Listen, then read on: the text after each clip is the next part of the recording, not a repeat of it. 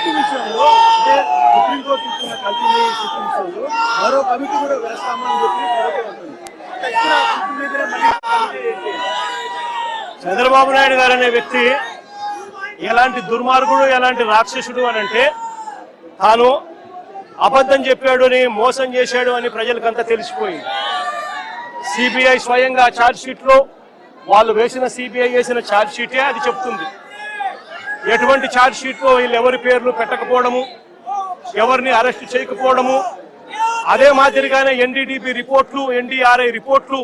కూడా చంద్రబాబు నాయుడు గారు అనే వ్యక్తి చెప్పింది తప్పుడు ప్రచారము, తప్పులు అని చెప్పి కూడా ఏకంగా రిపోర్ట్లు కూడా వాళ్ళు ఇచ్చి, ఆ రిపోర్ట్లు కూడా ఏకంగా సిబిఐ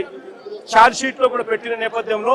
చంద్రబాబు నాయుడు గారు చేసిన తప్పులు రాష్ట్ర ప్రజలందరికీ కూడా తెలిసిపోయిన నేపథ్యంలో చంద్రబాబు నాయుడు గారు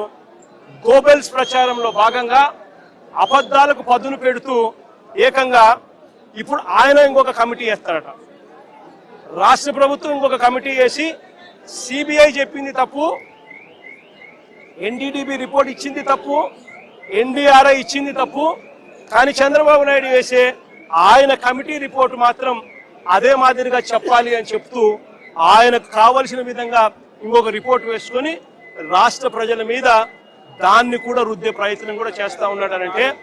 ఇంతకన్నా దిగజారిపోయిన రాజకీయ నాయకుడు ప్రపంచ చరిత్రలో ఎత్తినా కూడా ఎక్కడా కూడా కనిపించడు అని సందర్భంగా చెప్తాను.